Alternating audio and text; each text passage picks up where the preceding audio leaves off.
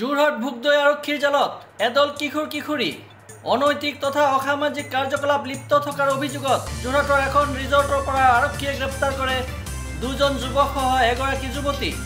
আৰক্ষীৰ জালত পৰি গ্ৰেপ্তাৰ হোৱা যুৱতীগৰাকীৰ ভাষ্য অনুসৰি কাকজান দুলীয়া গাঁৱৰ এগৰাকী যুৱতীয়ে ফোনযোগে তেওঁলোকক মাতি আনিছিল। প্ৰকৃততে মেঘা ৰিজৰ্টত কি ঘটিছিল পৰৱৰ্তী সময়তহে সেয়া হ'ব লক্ষণীয়। ইফালে বৰ্তমান আৰক্ষীয়ে তিনিজনক আটক কৰি ৰুজু কৰিছে গোচৰ।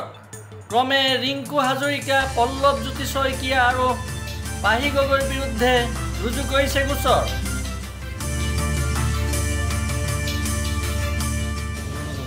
কিবা ক'বা নেকি? ক'বলগীয়া কিবা আছে নেকি? কোৱা। এতিয়া মুজৰি কিলা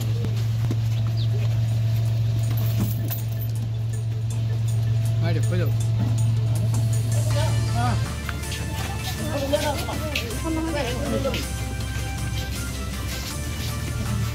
বন্ধু কিমান দিনৰ পৰা চলাই আছা তুমি? এইটো মই চলোৱানে মোক মাতি আনিছিলে। কোনে মাতিছিলে? পৰিস্মিতা শইকীয়া। ক'ত হয় পৰিস্মিতা? ক'ত ঘৰ? তাই কাকজান দুলীয়া গাঁও। কাকজান দুলীয়া গাঁও। তোমাক মাতি আনিছিলে? মোক মাতি আনিছিলে, তাই ফোন কৰিছিলে মোক। তুমি আৰক্ষীক কৈছা না? আৰক্ষীক কৈছা নে এইবিলাক কথা? কোন কোন জড়িত আছে ইয়াত? তাই মোক ফাৰ্ষ্টে কল কৰি মাতিছিলে। কি কৈছে তাই? ল'ৰাকেইটা কোনে হেৰি কৰিছিল? তাই মোক ফাৰ্ষ্টে ফোন কৰিছিল। ল'ৰাকেইটা ক'ৰ হয় ভণ্টি? ল'ৰাকেইটা মোৰ এটা লগৰ আছিলে, বাকীকেইটা তাইৰ লগৰ আছিলে। নামকেইটা কি? তুমি আৰক্ষীক কৈছা নে এইবিলাক কথা? কৈছো। নামকেইটা কি?